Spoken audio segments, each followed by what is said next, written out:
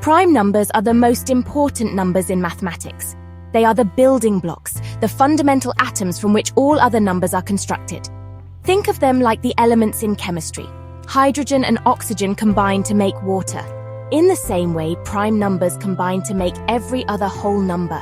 A prime number is a number greater than one that can only be divided by itself and 1. The number 7 is a prime. You cannot divide it by 2, 3, 4, 5, or 6 without leaving a remainder. In contrast, the number 6 is not a prime. It can be built by multiplying 2 and 3, both of which are primes. This unique property makes primes the irreducible components of the numerical world. The sequence of primes starts simply enough: 2, 3, 5, 7, 11, 13, 17, 19. At first, they appear to be close together, but as you count higher, they become scarcer. The gaps between them grow larger and more unpredictable. This journey along the number line is like a walk through a strange, sparse forest where the trees suddenly appear without warning. The ancient Greek mathematician Euclid proved over 2,000 years ago that there are infinitely many of these primes. There is no last prime number. No matter how large a prime you find, there is always another one waiting to be discovered further down the line. This infinite nature is both beautiful and deeply perplexing for those who seek order. Understanding these numbers is not just an academic exercise. It is fundamental to our digital lives. Primes are the guardians of our secrets. When you buy something online or send a secure message, your information is protected by a lock made of very large prime numbers. The security of modern encryption relies on the fact that it is incredibly difficult to find the two large prime numbers that were multiplied together to create an even larger number. Your bank details are safe because mathematicians and computer scientists have exploited the elusive and chaotic nature of these special numbers. Without primes, the digital world as we know it would be impossible. This essential role in both pure mathematics and practical technology gives primes a dual identity. They are objects of pure abstract beauty, studied for their intrinsic properties and the patterns they might hold. At the same time, they are powerful tools that underpin the security of our modern civilization. They are the most basic and yet the most mysterious of all numbers. For centuries, mathematicians have been on a quest, not just to find new primes, but to understand the very law that governs their distribution. They want to hear the music that these numbers play, to find the rhythm hidden within their apparent randomness. This search for a pattern is one of the greatest stories in the history of human thought. The desire to find a pattern in the primes is as old as mathematics itself. For centuries, mathematicians have stared at the sequence of primes, hoping to uncover a formula or a rule that could predict where the next one will appear. They are like musical notes in a grand cosmic symphony, but we have yet to discover the score. Early attempts were frustrating. The primes seem to be scattered along the number line with no discernible logic. They defy simple prediction. You cannot just apply a straightforward equation to generate the entire list. This unpredictability is what makes them so fascinating. It suggests a deeper, more complex order that is not immediately obvious to us. Great minds have tried to tame the primes. Pierre de Fermat, a 17th century French mathematician, thought he had found a formula, but it failed. Leonhard Euler, one of the greatest mathematicians of all time, made significant progress in the 18th century. He discovered a remarkable connection between the primes and an infinite sum called the zeta function. He showed that this function in some way encoded information about all the prime numbers. It was a monumental breakthrough. It was like finding a Rosetta Stone that could translate the chaotic language of the primes into a different, more structured mathematical language. Euler's work laid the essential groundwork for what was to come. The challenge is to count the primes.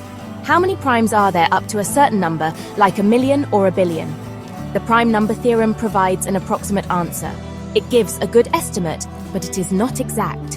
It tells us that the primes gradually thin out in a predictable way. For example, it can tell you roughly how many primes there are below 1,000,000,000,000. This theorem was a huge step forward, proven at the end of the 19th century. It confirmed that while individual primes are unpredictable, their overall distribution follows a law.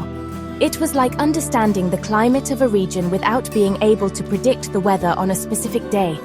But an approximation is not enough for mathematicians. We want precision. We want to know the exact location of every single prime number. The gap between the approximation of the prime number theorem and the true count of primes is where the real mystery lies. This error term is not just random noise, it contains profound information. Understanding the nature of this error is the key to unlocking the secrets of the primes. It was into this deep and complex problem that a young German mathematician named Bernhard Riemann would venture, proposing an idea so bold that it continues to challenge us to this day. His work would transform the search for order into a precise, tangible question. In 1859, a quiet and brilliant German mathematician named Bernhard Riemann changed the game forever. He was only 33 years old. In a short but revolutionary paper, he took Euler's zeta function and extended its reach. He saw that this function could be explored not just for real numbers, but for complex numbers as well. These numbers have a real part and an imaginary part. This might sound abstract, but it gave Riemann a new landscape to explore, a two-dimensional plane. He imagined the zeta function as a vast rolling terrain across this plane. And on this terrain, he was interested in the points where the function's value dropped to zero. These are the zeros of the zeta function. Riemann discovered that some of these zeros were easy to find. They lie on the negative part of the number line and are called the trivial zeros. They are interesting, but they are not the main prize. The real treasures are the other zeros, known as the non-trivial zeros. Riemann calculated the first few of these special points. As he plotted them on his complex landscape, he noticed something astonishing. They all seemed to lie on a single perfectly straight vertical line. This line is known as the critical line. It was an observation of profound potential order hidden within the function that describes the chaos of the primes. This observation led him to make a bold conjecture, a mathematical guess of incredible importance. This is the Riemann hypothesis. It states that every single one of the non-trivial zeros of the zeta function lies on this specific critical line. It predicts that if you were to find all the infinitely many zeros, not a single one would stray from this path. It is a statement of perfect order and symmetry. It suggests that the chaos of the prime numbers is governed by this incredibly rigid and beautiful rule in the world of complex numbers. The hypothesis connects the distribution of primes directly to the location of these zeros. To understand why this matters, think of the zeros as sources of harmony in the music of the primes. The precise location of each zero influences the sound. If the Riemann hypothesis is true, it means the harmony is perfect. It would allow us to pin down the error in the prime number theorem with incredible accuracy. It would give us the most precise map possible of the prime number landscape. The hypothesis essentially says that the primes are distributed as regularly and as smoothly as possible. They are not scattered randomly, but follow a deep underlying law dictated by the perfect alignment of these zeros. The Riemann hypothesis has stood unsolved for more than 160 years. It is arguably the most famous and important open problem in all of mathematics. Its solution holds the key to deep truths about numbers. If it is proven true, it would instantly validate over 1,000 other mathematical theorems that have been proven on the condition that the hypothesis is correct. These are results in many different areas of mathematics that are currently built on a foundation of sand. Proving the hypothesis would turn that sand into solid rock, cementing a vast amount of mathematical knowledge and opening up new avenues of exploration with confidence. The quest to solve this problem is a story of heroic effort and intellectual struggle. Some of the greatest mathematicians in history, like David Hilbert and Alan Turing, have dedicated parts of their careers to it. They have developed new tools and new ways of thinking in their attempts to conquer the problem. Even though they failed to provide a proof, their work has enriched mathematics immensely. Billions of zeros have been calculated by computers, and every single one has been found to lie on the critical line, just as Riemann predicted. But this is not a proof. There are infinitely many zeros, and finding one that is not on the line would shatter the hypothesis instantly. Beyond pure mathematics, the Riemann hypothesis has connections to the world of physics and technology. The patterns in the zeros of the zeta function bear a strange resemblance to the energy levels in quantum chaotic systems. This suggests a mysterious link between the abstract world of numbers and the physical laws that govern the universe at a subatomic level. Solving the hypothesis might reveal why this connection exists.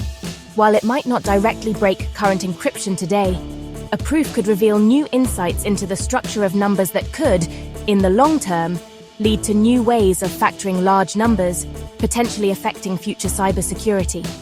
Ultimately, solving the Riemann hypothesis is about more than just numbers.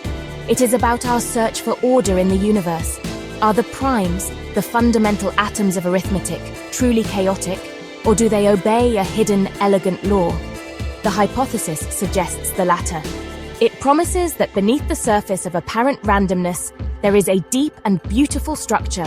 A proof would be a triumph of human reason, a testament to our ability to uncover the most profound secrets of the mathematical universe.